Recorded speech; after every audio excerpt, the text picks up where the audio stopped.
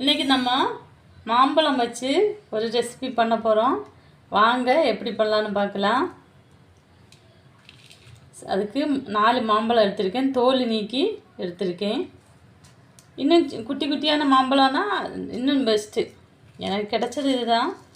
அதில் அரை கப்பு சர்க்கரை போட்டுக்கிடுங்க, மிளகுத்தூள் போட்டுக்கிடுங்க, நல்ல மிளகு பொடி போட்டுக்கிடுங்க. இப்போது கொஞ்சமாக உப்பு போட்டுக்கலாம். இதில் அரை கப்பு தண்ணி ஊற்றிக்கலாம். பாருங்கள், இந்த சட்டியில் பண்ணும்போது நல்ல டேஸ்ட்டாக இருக்கும். இது கொஞ்சம் பெரிய மாம்பழம்னால நான் இப்படி கொஞ்சமாக டச் பண்ணி கொடுக்குறேன். சின்ன மாம்பழம் ரொம்ப நல்ல அழுகி பழுத்த பழம்னா நீங்கள் இந்த மாதிரி பண்ண வேண்டிய அவசியம் இல்லை. ஸ்டவ் ஆன் பண்ணிக்கலாம். இது அப்படியே நல்லா வேகட்டும். இதுலேருந்து இனி தண்ணி வரும் நமக்கு, இந்த மாம்பழத்துலேருந்து நல்லா வேகட்டும். செம்ம டேஸ்ட்டாக இருக்கும். ஒரு வாட்டி பண்ணி பார்க்காதவங்க கண்டிப்பாக பண்ணி பாருங்கள். செம்ம டேஸ்ட்டு, மிஸ் பண்ணிடாதீங்க. ஓகேயா?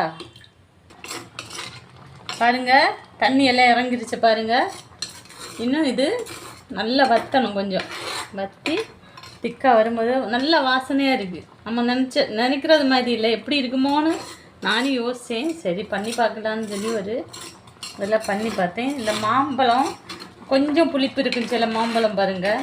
அதெல்லாம் இந்த மாதிரி பண்ணிங்கன்னா செம்ம டேஸ்ட்டாக இருக்கும். லைட்டு புளிப்பு அப்புறம் இனிப்பாக இருக்கும் பார்த்தீங்களா? அது எடுத்து இந்த மாதிரி பண்ணி பாருங்கள், செம்மையாக இருக்கும். நண்பர்களே பாருங்கள், எவ்வளோ கலர்ஃபுல்லாக சூப்பராக இருக்குன்னு பாருங்கள். டேஸ்ட்டும் அந்த மாதிரி அட்டகாசமாக இருக்கும். பாருங்கள், சர்க்கரை இந்த இதெல்லாமா சேர்ந்து மசாலாலாம் சேர்ந்து நல்லா திக்காயிடுச்சு. இப்போ நம்ம இறக்கிடலாம். இப்போ நம்ம இதில் தாளிக்க போகிறோம். இப்போது கொஞ்சமாக 2 ஸ்பூன் எண்ணெய் ஊற்றிக்கலாம். இப்போது கடுகு போட்டுக்கலாம்.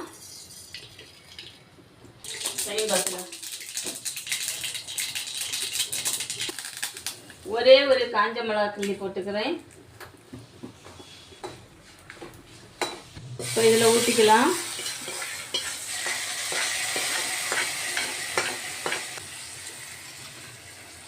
ஊற்றி இதெல்லாம் மிக்ஸ் பண்ணிவிட்டு எடுத்து சாப்பிட்டு பாருங்கள். அவ்வளோ டேஸ்ட்டாக இருக்கும், சூப்பராக இருக்கும். அது நல்லா ஆறணும். ஆறினதுக்கப்புறம் தான் சாப்பிடணும்.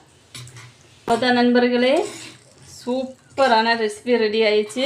இந்த வீடியோ பிடிச்சிருந்தால் லைக் பண்ணுங்கள், ஷேர் பண்ணுங்கள், கமெண்ட் பண்ணுங்கள், மறக்காமல் சப்ஸ்கிரைப் பண்ணி சப்போர்ட் பண்ணுங்கள். ஓகே, பாய்.